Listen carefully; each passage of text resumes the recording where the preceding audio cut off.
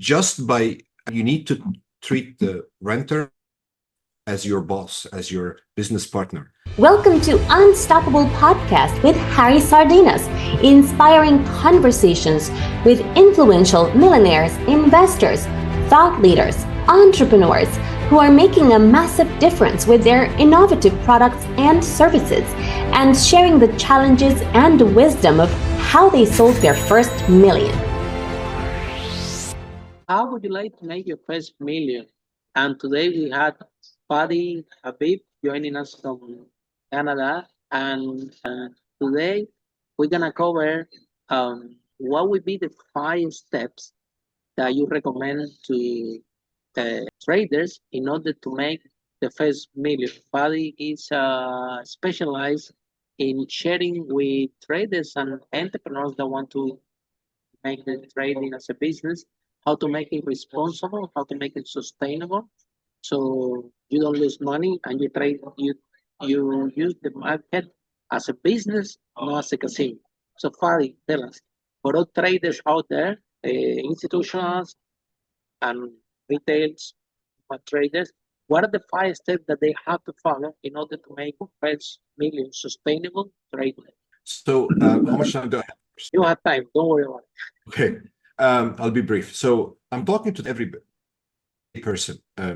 First, my story in brief. I immigrated to Canada 25 years. I didn't have a lot of money. All of my life, I had good grades and jobs with high-paying jobs, but I'm always like strapped in money. I was on a quest on trying to figure out, and here's the thing, if your father and mother and they didn't really teach you this stuff, you have to go and figure it yourself because you're the master of life. You're the captain of your ship. So used to go and did my best in my job, 9 to 5, and it was never really 9 to 5. It's much more time than that. But after work, I had the task. I put the task to learn how to make money so that I can, So for the average person, what I did is that I started reading. The first book that I really, really liked was Cash Flow Quadrant by Robert Kiyosaki. Just everybody reads it. It's very important. It tells you that there are 4 ways to make money. We all are pushed into it is the employee category. That's kind of the worst of the 4 in terms of the deal that you're getting.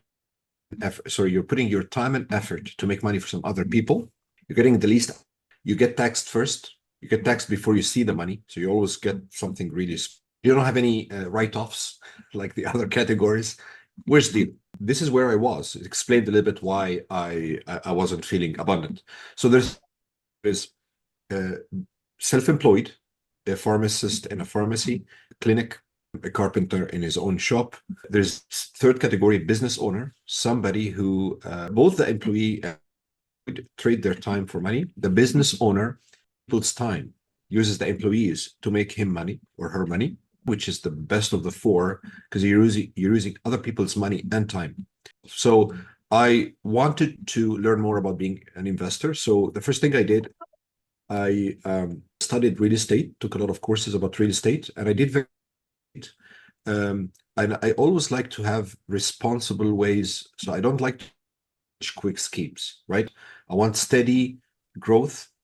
So really a great vehicle to amass wealth. And I also out stocks and options. There's a method to not lose your money. There's a method to investment versus the lottery tickets. Everybody around me are using the stock market as they're losing money because they have no idea. They have a lot of myth about the stock market. They think that the stock goes up all the time. Yeah. No, the normal behavior is that it goes up a little bit and goes up a little bit and goes down. Yes, so it breathes. But if you could share the 5 steps, and after we can expand in all this. Okay, good. So I had to start with this. I really want to know this. This is, okay. What are your blueprint? What are the 5? There are 2 ways, okay? Yes. I'm going to do just quick 2 paths. One is real estate, the other is stocks, okay? So with real estate, it's very simple. I'm not going to something very simple. In real estate, when you put your money, if you're in United States or Canada or any place that has mortgages, you can only put % or even less, okay, to buy. So in real estate, we use leverage. So you put a down payment and you buy a house And of course, not any house. The cash flowing. What does cash flowing mean? Means that before you go into the house, you have to do some research. You have to figure out the rents in the area, if it's a desirable area. You have to do some math that says basically the rent that is coming will have to cover the utilities, the property management, the property taxes, all of this stuff, and then at the end. So the idea is that you don't buy a house that you pay from your own. That's not what you want. So it's very simple. If you buy a house, your job is only to put a good renter in it. And of course, you need to study how renters and how to scan good renters. So number one is to basically avoid education. But the idea is very simple. Number one, buy a house, do some math, do the research houses, buy something that is cash flowing. So step number one is education. Search for a good house. Of course, you need to have a team of mortgage broker, realtor, so around you that will look into that. Number three, do the math, figure out the right house, and buy the house, negotiate and buy the house. And then number four is to maintain the house. And as you maintain the house, there are like three profit centers. Number one is every month you're paying the mortgage, so the mortgage is going down, down, down, down. Number two, it's cash flow. Number three, it's a business, so there's write-offs. Number four, there's appreciation. So there's like four centers.